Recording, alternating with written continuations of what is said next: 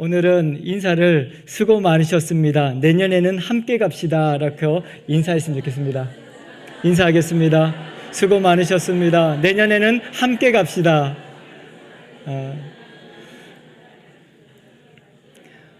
올해 우리 각자 살아낸다고 고생 많이 하셨습니다. 그런데 내 삶도 사실은 내 앞길도 이 앞가름하기가 힘들어서 주변을 잘 돌아보지 못하고 앞만 보고 이렇게 달려왔는데 내년에는 조금 더 우리 주변을 보면서 함께 가면 좋을 것 같습니다.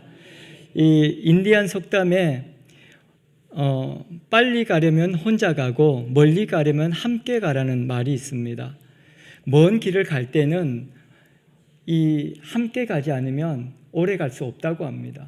우리 모든 분들이 천국까지 다 가야 함께 가야 되지 않겠습니까? 그래서 우리가 같이 손을 잡고 나 혼자 빨리 가려고 하지 마시고 주변을 한번 돌아보시면서 같이 손을 잡고 내년에는 갈 수 있기를 바랍니다. 그래서 내년에는 우리 교회가 우리 구역도 약간의 편성을 바꾸고 또 이름도 목장으로 바꿨습니다. 그런데 이 이름이 바뀌었다고 해서 뭐 별다른 특별한 것이 나오는 것은 아닙니다. 이미 우리 교회 학교도 이미 오래전에 이름을 바꿨습니다. 여러분들 우리 유치부 이름이 뭔지 알아요? 새싹교회라고 우리 이미 정했죠. 사실은 이 유치부 자체가 교회고 그 아이들이 목장입니다. 근데 우리가 이 목장의 제도나 이런 것들이 분명하게 인식이 잘 안 되니까 이름은 새싹교회인데 그 새싹들이 어떻게 자라는지 관심도 없고 우리가 그 아이들을 모이지 못했다고 선생님들은 어떨 때는 원망하기도 하고 이 사역자는 뭐 하는 거야 그렇게 말하기도 하고 근데 그 목장 자체가 사실은 이 새싹교회로 또 우리 꿈나무 교회로 늘 푸른 교회로 우리 하늘나무 교회로 우리 불꽃교회로 우리 청년들 그렇게 다 세워져 있지 않습니까? 여러분들이 불꽃교회로 하나님의 그 목장 안에 들어있다는 것을 기억하시고 우리 모두가 다 하나님의 은혜 아래서 내년에는 다 이렇게 풍성한 열매가 있는 그런 모든 이 교육부나 또 우리 목장들이 되기를 축복합니다. 올해는 특별히 이 목장장을 우리 장로님들 이렇게 한 분씩을 배치했습니다. 그래서 작년부 같은 경우는 우리 장로님들을 통해서 이렇게 목장을 운영하고 그 목장 안에는 또 여러 개의 목장들이 나눠져 있습니다. 이렇게 하는 이유가 있습니다. 제가 이렇게 오래전에 두말리에 목회하시는 목사님, 우리 성교회 목사님 중에 흑염소를 키우는 목사님이 계십니다. 그분이 처음 시작할 때는 몇 마리밖에 없었어요. 근데 작년에 제가 전화를 했는데 그 흑염소가 100마리가 넘는데요. 근데 어떻게 그렇게 많아졌냐고 그랬더니 자기가 어려울 때 그 염소를 잡아먹고 팔아버렸으면 한 마리도 안 남아 있었겠죠. 근데 어렵지만 힘들지만 이 염소를 잘 먹이고 잘 키웠더니 염소가 새끼를 쑥쑥 낳았다는 거예요. 그렇게 해서 그렇게 흑염소가 지금은 많아졌다고 그렇게 이야기합니다. 우리 교회도 그렇습니다. 우리가 힘들다고 서로를 미워하고 원망하고 그렇게 하다 보면 하나도 남아있지 않는 것이죠. 그런데 우리가 어렵지만 힘들지만 서로 격려하고 위로하고 그렇게 함께하면 하나님께서는 새끼도 쑥쑥 낳게 하고 그래서 날마다 부흥하는 우리 교회가 되어지는 것입니다. 그래서 이름을 바꿨다고 해서 그 뭔가 새로운 것이 시작된 것이 아니라 우리가 가지고 있던 그 하나님께서 말씀하셨던 교회의 참모습 그 목장으로서 우리가 회복되어져 나가고자 하는 것입니다. 그래서 우리 모두가 다 이 변경되어진 목장 안에서 서로를 돌아보고 격려하는 저희들이 되기를 바랍니다. 오늘 예수님께서는 이 우리 공동체가 다 목장이라고 이야기하시고 그 자체가 교회라고 말씀하십니다. 그러면서 이 예를 들어서 우리에게 말씀하고 있는 것이죠. 그러면서 처음에 시작할 때 12절에 그렇게 시작합니다. 너희의 생각은 어떠하냐라고 시작하죠. 하나님께서 우리 가운데 우리에게도 지금 말씀하실 것입니다. 여러분들의 생각은 교회가 뭐라고 생각하십니까? 여러분들의 생각은 목장이 무엇이라고 생각하십니까? 그러면서 제자들에게 설명을 하고 있죠. 어떤 사람이 양 100마리를 키우고 있었다. 그런데 한 마리가 길을 잃어버렸다. 길을 잃어버린 것은 어쩔 수 없는 일이죠. 근데 그 길을 잃어버린 그 양을 그 목자는 찾아 나섰다라고 이야기합니다. 여러분들은 어떻게 하시겠습니까? 우리 교회에 어떤 한 사람이 길을 잃었습니다.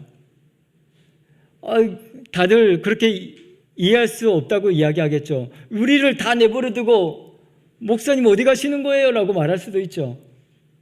정말 길을 잃어서 어떻게 됐는지 알 수 없기 때문에 우리가 그를 찾아가 나가야 되는데 세상 논리로는 맞지 않습니다. 오늘 성경을 보면 99마리를 산에다 두고 이 잘 보호하고도 아닙니다. 산에다 두고 그 길을 잃어버린 한 마리를 찾아 갔다고 이야기하지 않습니까? 세상 논리로는 너무 맞지 않는 일이지 않습니까? 우리 99마리 양이 얼마나 중요합니까? 우리를 지켜야지. 그런데 길 잃어버린 한 마리 때문에 이 다 없어지면 어떡해? 우리가 교회가 그렇게 생각할 때가 있습니다. 교회는 잃어버린 양을 찾아가는 것이 교회이고 우리끼리 배부르게 따뜻하게 잘 살기 위해서 모인 사람들이 교회가 아닙니다. 그래서 목장이라는 것은 우리가 모여서 맛있는 거 사 먹고 또 수다 떨고 그런 게 목장이 아니라는 것이죠. 길을 잃어버린 그 한 영혼을 찾아 나서는 것이 목장입니다. 우리 교회 학교도 마찬가지입니다. 유치부도 초등부도 중고등부도 청년부도 모였으니까 그나마 다행이다. 한 30명 모였으니까 다행이다. 그렇게 생각하고 있으면 안 된다는 거죠. 이 모여있는 사람은 너무 감사하고 너무 또 귀한 사람들이지만 잃어버린 한 사람이 있다면, 길을 잃어버린 한 영혼이 있다면 우리는 그를 찾아 나서야 한다라고 성경은 이야기하고 있는 것입니다. 경지적인 논리로는 맞지 않지만, 우리의 상식으로도 맞지 않지만 하나님의 마음은 그러하다는 것입니다. 저와 여러분들이 이 자리에 앉게 된 것이 무엇 때문입니까? 바로 길을 잃어버린 한 영혼을 찾아 길을 나선 우리 주님께서 나를 찾아오셨기 때문이 아니겠습니까? 그렇기 때문에 오늘 우리가 이 자리에 있는 것이죠. 그런데 우리는 과거의 그 어리석은 모습들을 다 잊어버리고 내가 언제부턴가 나는 행복한 사람이라고, 나는 예수 믿어가지고 어려움이 없다고 그렇게 안주하면서 그렇게 살고 있지는 않는지 우리 스스로를 돌아보아야 합니다. 그리고 또 우리는 기억해야 합니다. 길을 잃어버린 양을 우리는 비판하고 정죄하려고 합니다. 왜 똑바로 쳐다보고 따라와야지? 왜 길을 잃어버렸냐고? 우리 안 따라오니까 잃어버리지. 전에 우리 권사님들하고 해외여행을 이제 성지순례를 간 적이 있었습니다. 성지순례를 가면 그 가이드를 잘 따라다녀야 됩니다. 가이드들이 설명을 계속하면서 저를 꼭 따라오십시오. 그런데 어떤 한 권사님이 길을 잃어버렸습니다. 깜짝 놀랐습니다. 제가 아니 다 온 줄 알았는데 한 분이 안 계시는 거예요. 근데 이제 일부 사람들은 그런 거죠. 왜 이렇게 가이드가 그렇게 말을 하고 그렇게 설명을 여러 번 했는데 어디 갔냐고 그렇게 그렇게 이야기하시는 분도 계셨고, 근데 저는 권사님 찾는다고 아주 온 세상을 헤맸죠.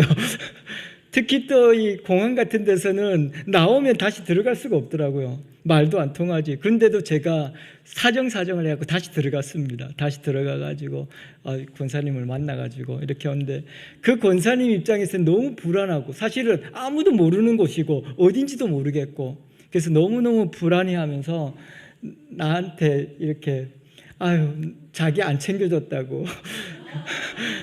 근데 그럴 수 있죠. 우리는 근데 잃어버린 한 사람이 얼마나 고통스럽고 얼마나 불안한지 그 사람의 입장에 대해서 사실 생각하지 못할 때가 많습니다. 우리는 그러면서 이야기하죠. 그 사람 잘못이라고. 길을 잃어버린 사람 잘못이라고. 근데 우리 인생도 언제 우리가 길을 잃어버릴지 모릅니다. 정신 똑바로 차리고 하나님 말씀대로 순종하고 살아간다 그래도 언제 나는 어딘가 여기는 어디지 하고 그럴 때가 있습니다. 그때 다른 사람들을 미워하지 마시고 판단하지 마시고 우리는 우리의 역할이 잃어버린 사람을 찾는 것이 우리의 역할입니다. 그래서 왜 잊어버렸는지, 왜 저렇게 됐는지 그거는 생각할 필요가 없는 것이죠. 우리에게 하나님께서 목자로 우리를 또 한 공동체로 묶어주셨다는 것은 하나님께서 한 사람도 잃어버리지 않기 위해서라는 것이죠. 그래서 우리는 함께 가야 하는 것입니다. 그래서 초등학생이나 유치원생들 길을 갈 때 어떻게 하라 그래요, 선생님이? 손에 손을 잡고 가라 그러죠. 요즘에는 손에 손을 잡는 것도 믿지 못해가지고 줄로 묶어서 가더라고. 그 아이들 잡는 줄이 있더라고요. 그 줄을 이렇게 잡고 가는 걸 봤는데 우리가 길을 잃어버리지 않기 위해서는 함께 가야 합니다. 그리고 한 사람도 우리 가운데서 떨어져 나가는, 길을 잃어버린 사람이 없어야 되는데 혹시 있을 때에는 우리 모두가 다 인내하고 참고 그를 찾아야 한다는 것이죠. 그래서 여기 성경에 보면 목자만 사실은 찾는다고 생각할 수 있겠지만 목자가 그 99마리의 양을 산에다 두고 갔습니다. 99마리의 그 목자가 없는 양들은 어떻겠습니까? 얼마나 불안하겠습니까? 그러면서도 그 잃어버린 한 양을 생각했겠죠. 그래서 우리가 그런 마음이 필요한 거죠. 왜 우리를 이렇게 힘들게 하는가?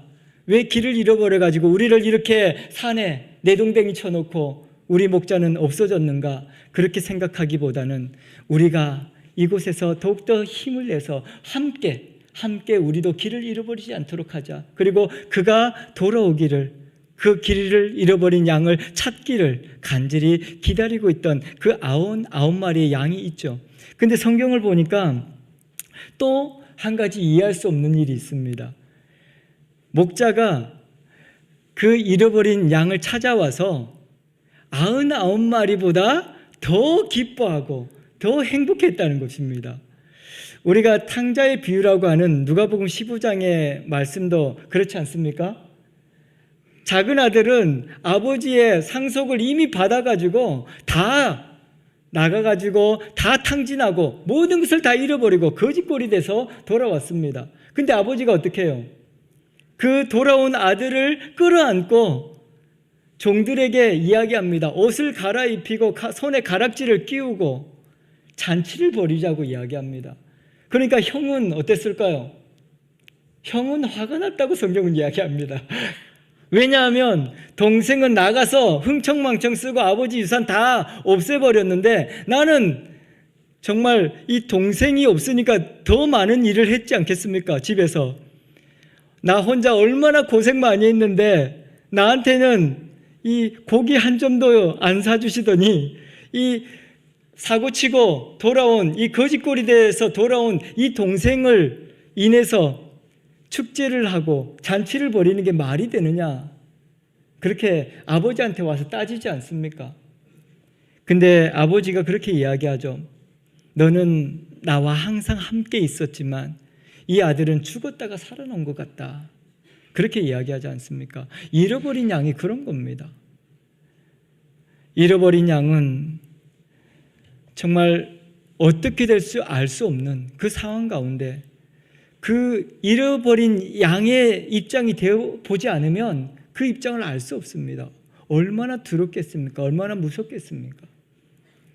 어떻게 살아가야 할지, 언제 이 들짐승에게 잡혀 죽을지 알 수 없는 그런 상황 가운데서 그 불안했던, 하지만 그 잃어버린 양도 살기 위해서 발버둥 치다가 보면 얼마나 그 모습이 처참했겠습니까?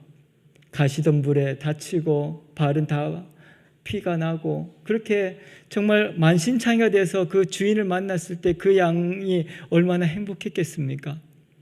그런 모습을 우리는 예수님을 통해서 그렇게 말씀하고 있는 것입니다. 우리가 잃어버린 한 양을 찾는 것, 그것이 천국에서 잔치를 벌일 만한 일이다.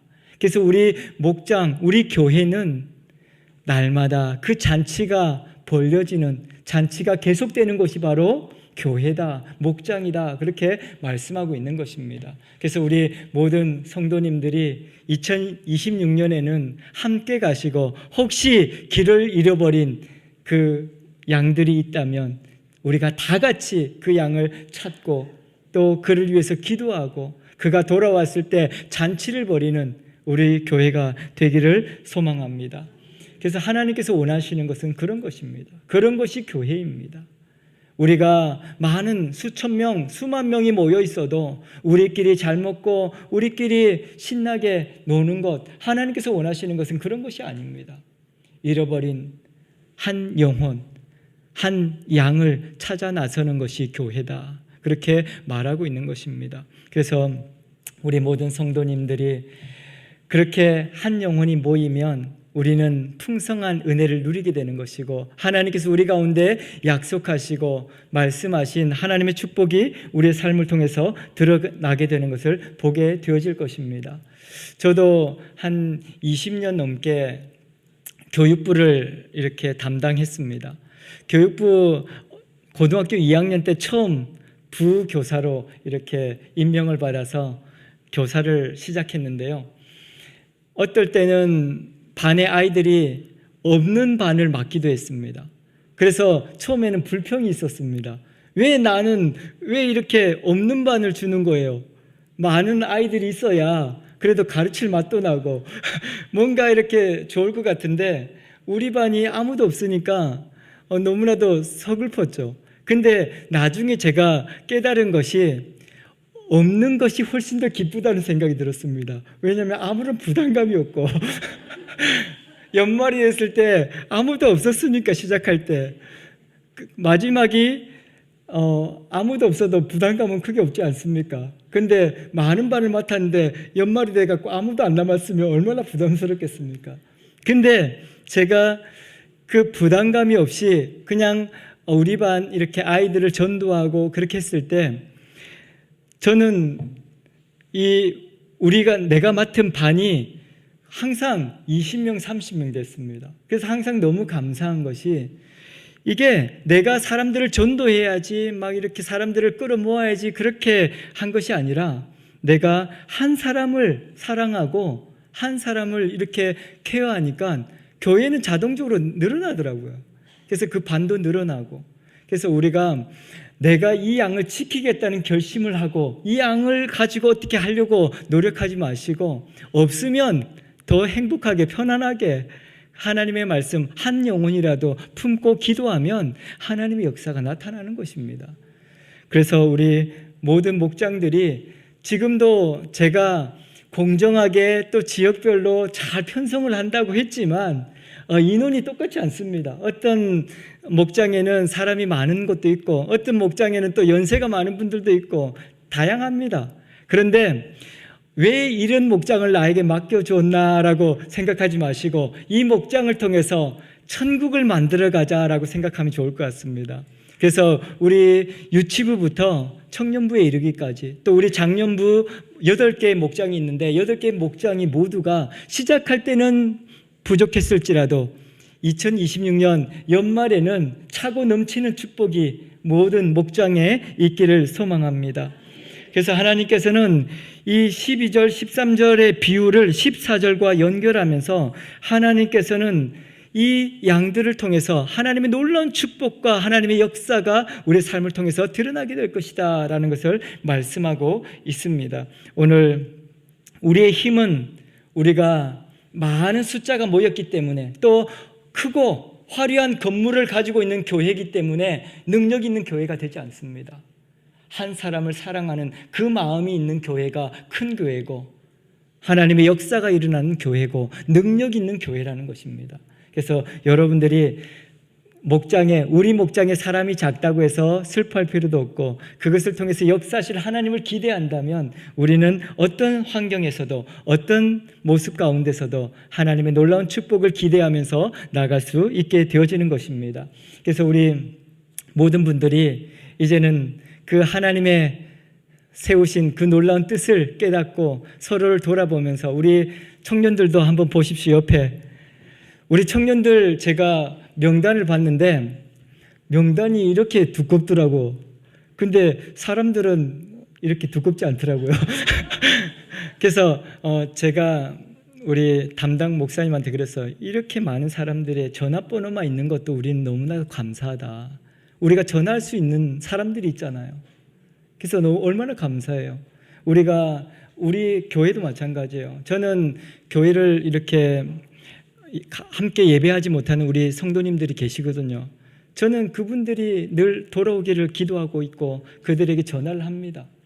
왜 그러냐면 다른 데서 잘 하고 있다는 거예요. 그럼에도 불구하고 잃어버린 양을 찾는 하나님의 마음이 있어서 그들이 이렇게 하나님의 말씀 안에서 자라가기를 간절히 원하는 것입니다. 그래서 여러분들 한 영혼도 놓치지 마시고 내년에는 우리 교회 학교도 우리 청년들도 놀라운 부흥의 시간들이 있기를 축복합니다. 그래서 이 모임을 그러면 우리는 어떻게 운영해야 될지 굉장히 중요하지 않습니까? 우리 전에 구역 예배는 우리가 모여서 구역 교제를 가지고 나누고 헌금을 하고 그렇게 하는 것이 우리 구역 모임이었죠. 근데 이 목장에서는 관계를 굉장히 중요하고 하나님의 말씀이 어떻게 우리 삶을 통해서 적용되어질까가 굉장히 중요합니다.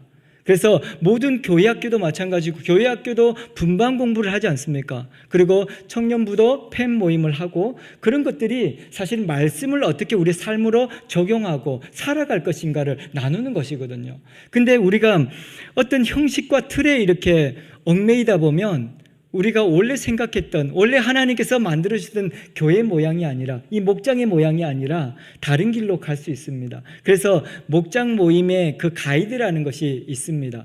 5가지를 이렇게 정하는데 첫 번째는 마음을 열어야 한다. 이 관계라는 것은 마음이 닫혀 있으면 아무리 좋은 것이 있어도 서로 서먹서먹하고 대화가 되지 않습니다. 그래서 영어로는 아이스 브레이크라고 합니다. 아이스 브레이크가 뭐냐면 얼음을 깨다라는 말입니다. 사실 우리가 살다 보면 우리 마음이 다 꽁꽁 얼어 있는 것 같아요. 너무나도 힘들고 어렵기 때문에 그 꽁꽁 얼어 있는데 우리가 서로 이렇게 눈빛만 봐도 좋은 사람들 있지 않습니까? 그러면 서로 이 따뜻한 시선을 주고 따뜻한 마음을 나누면 그 꽁꽁 얼어 있던 몸이 녹는 것입니다. 저는 어릴 때 잡기놀이라는 것을 좋아했고 많이 했는데 그것이 발전해가지고 얼음땡이라는 놀이가 있었습니다. 잡기놀이를 하다가 막 달려 도망가다가 잡혀 죽을 것 같으면 얼음하고 서면 살 수 있습니다. 그런데 얼음하고 서는 순간 움직이면 안 됩니다. 근데 누군가가 와서 땡 하고 해주면 다시 살아나는 겁니다. 그래서 이 목장 모임이 그런 겁니다. 세상에 살다 보니 얼음하고 내가 죽을 것 같아가지고 얼음하고 멈춰 있는데 누군가가 와서 땡하고 쳐줘야 되는 거죠. 그래야 다시 사니까요. 목장이 그런 겁니다. 모일 때 세상에 고통받고 이렇게 얼음이 돼서 온 사람들을 따뜻한 마음으로 맞아주는 것, 그것이 굉장히 중요하다는 것입니다. 그래서 그것이 목장이 되기를 바랍니다. 우리 학생들도 청년들도 다 마찬가지입니다. 오면 행복한 모임이 될 때 그곳에 말씀이 들어가는 것이죠. 그래서 그렇게 마음을 열기를 하고 서로 근황도 물어보고 지난주에 아팠다더니 괜찮냐고 물어보고 그렇게. 근데 또 어떤 분들은 너 이야기해봐 이렇게 하는 분들이 가끔 계십니다. 그러면 엄청 부담스럽죠. 그래서 모임이라는 것은 자연스러워야 돼요. 이야기 안 해도 괜찮습니다. 근데 이야기 안 하고 싶을 때도 있지 않습니까? 근데 이렇게 누군가가 막 너 이야기해, 너 순서대로 이야기해 그렇게 하면 모임 자체가 사실은 가기 싫어지는 거죠. 우리가 그곳에 가면 행복해져야 되고 그곳에 가면 내가 위로를 받아야 되고 그래야 가고 싶지 않겠습니까? 그래서 우리 목장이라는 것은 그런 곳입니다. 그래서 마음을 열고 그리고 하나님을 찬양하는 것입니다. 그래서 첫 번째는 마음을 열고 두 번째는 찬양하는 것이다. 하나님께 영광을 올려드리는 것이다. 근데 저는 이제 우리 청년들하고 같이 이렇게 예배를 드리면서 가끔 저도 모르는 찬양을 우리 청년들이 할 때가 있습니다. 그러면 우리 어르신들의 모습을 한번 봅니다. 그러면 우리 어르신들 이렇게 또 시무룩한 표정으로 이렇게 앉아 계시는데 몰라도 가사만, 저는 이 찬양이라는 것이 음정 박자를 꼭 맞춰야 된다고 생각하지 않습니다. 모르면 가사만 읽어도 은혜가 됩니다.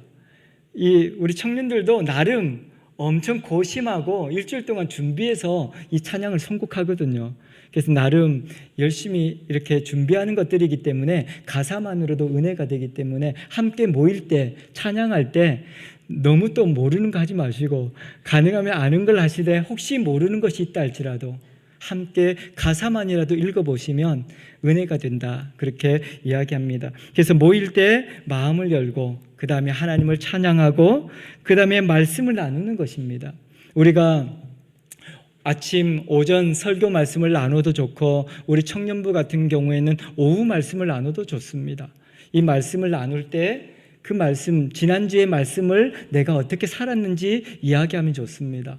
지난주에 이렇게 일주일 동안 하루에 1분씩 기도하기로 했는데 그래도 내가 일주일 동안 3일은 1분씩 기도를 했다고, 그렇게 자기가 이 말씀을 어떻게 살았는지 나누는 것이죠. 그리고 이번에 말씀을 듣고 이 말씀을 나는 이번 주에 어떻게 살아내겠다고 그렇게 나누는 것이 말씀 나누기입니다. 그래서 여러분들은 그냥 말씀을 듣고, 어떤 머리 좋으신 분들은 말씀을 외웠다고 좋아하시는 분도 있는데 말씀을 외우지 않아도 괜찮습니다. 그 말씀이 내 삶에서 어떻게 적용되어지고 어떻게 살아낼 것인가를 나누는 것이 목장입니다.